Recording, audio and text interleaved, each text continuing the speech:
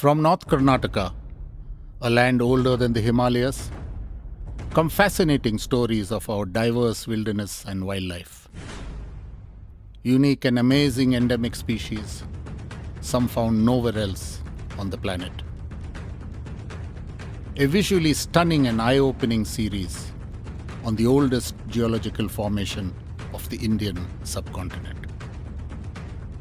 And the hidden, mysterious, wild wonders of the Deccan's natural world.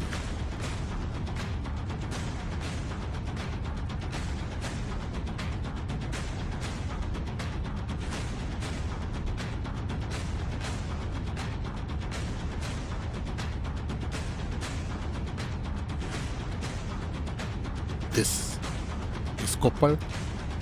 This is our wildlife. This is the Deccan.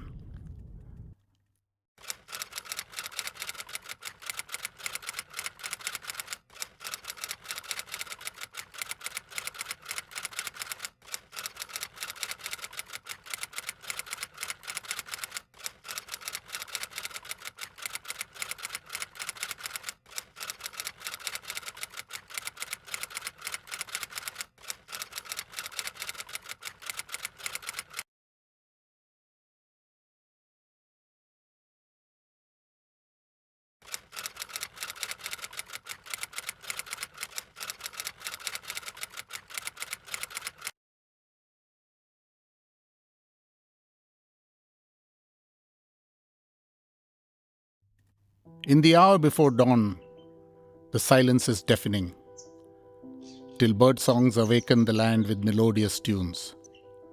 Birds are warm-blooded vertebrates, from the smallest, the 2-inch bee hummingbirds, to the largest, the over 9 feet tall ostrich. There are over 10,000 species of birds, evolved over millions of years. Birds will sing or call for various reasons, from courtship rituals to attract mates, to alarm calls to warn off predators. References are made to birds in cultures and folklore, in religion and mythology. Poets write stanzas about them. Singers croon ballads and folk musicians copy their melodies of birds, telling stories in verses and songs. Gods fly to and fro the heavens riding on their wings. Sages and wise men invoked virtues that inspired humans to be godlike and humane. Birds have always fascinated us humans. The sun rises early in the Deccan, and summer is at its peak. Birds awakening to absorb body heat to fly. Some singing, like this bushlark's melodic cheeps, attracting a female nearby. The great Indian bustard are the largest birds in the Indian subcontinent. On the brink of extinction, only a few lonely individuals still survive against all odds. The land is parched and dry, water is scarce, and life is hard. A rock eagle owl bathes in a small muddy pool getting rid of ticks, while a harrier preens her feathers before the hunt begins. A short-toed eagle collects nesting material, while the owl, after bathing, dries himself to roost for the day. Bird songs now give way to calls, alarm calls. Lapwings warn of predators, like these wolves stalking blackbuck. Hunters hunt while prey are at risk for their lives, like this swallow, who has been noticed by the raptor, eyeing an opportunity to kill for food. Kills are made and flesh ripped by sharp beaks held by strong talons. This is the law of the jungle. This is killing or be killed. This is the survival of the fittest. While in the distance, bustards forage along with sandgrouse and Eurasian doves for slim pickings. Shrinking waterholes are replenished by us, so wildlife and livestock can drink. providing sustenance in these hostile conditions.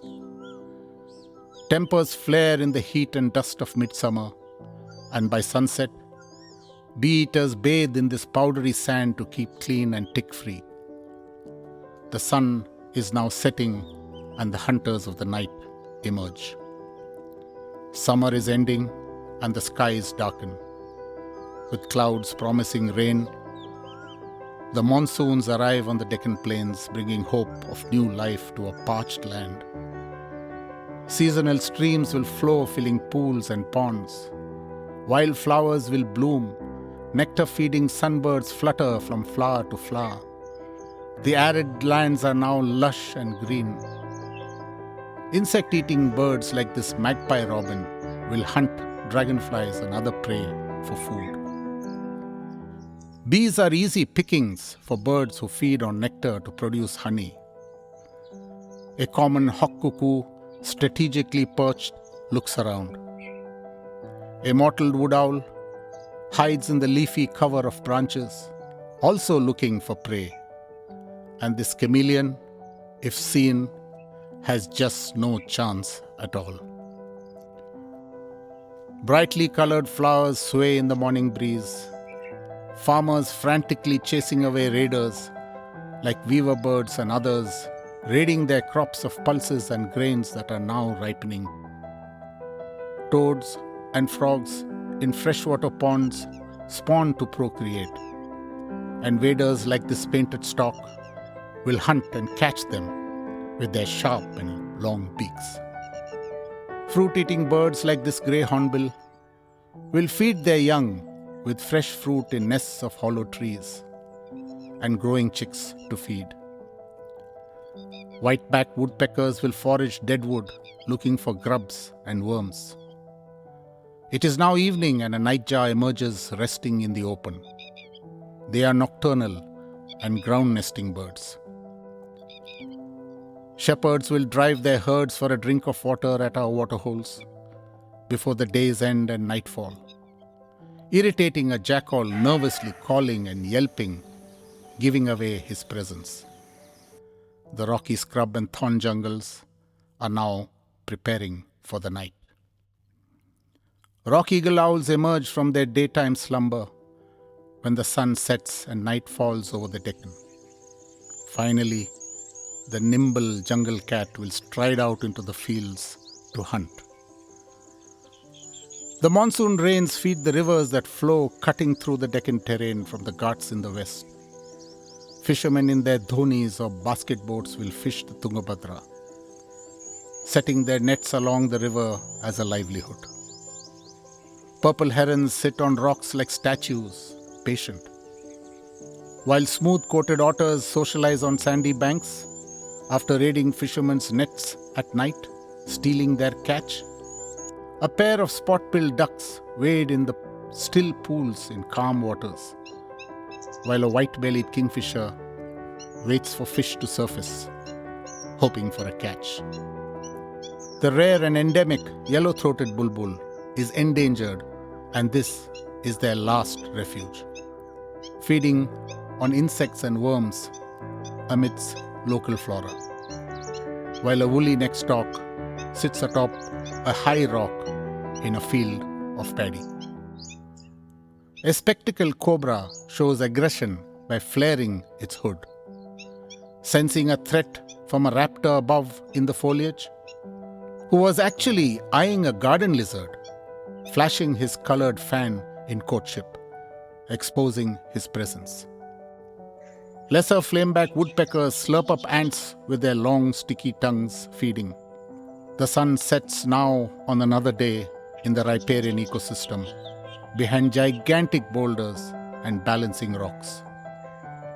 Yellow-eyed babblers noisily calling it a day, finding bushes to roost. Birds roost mainly in trees and rocks for the night. Rosy starling gather in flocks of thousands, their murmuring at dusk a spectacular show and a sight to behold. Jackals will venture out of their dens, preening themselves before going out to hunt. A mottled wood owl also ready to hunt in the cover of darkness. This is the Deccan. These are our wild wonders.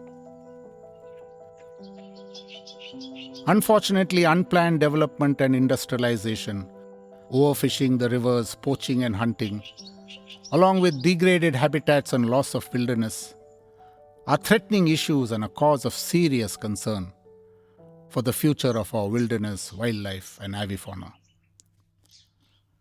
We at DCF are engaged in conservation activities in Koppal district, India, and feel very strongly about educating and advocating conservation at the grassroots levels. Reaching out to children in schools and colleges is our focus, as we feel this is the key. These are our future strategic partners and stakeholders. Getting them into classrooms and reaching out to them is crucial for them to acquire knowledge and learning.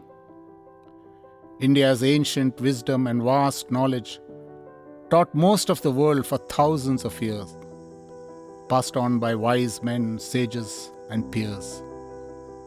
Knowledge flows like a perennial river of wisdom, understanding, and truth, that we should spread like wildfire across the land from corner to corner, teaching, educating, informing, and preaching.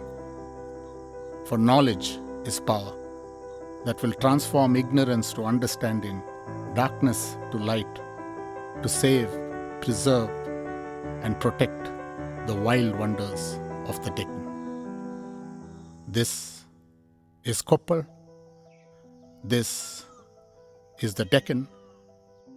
These are our wild wonders.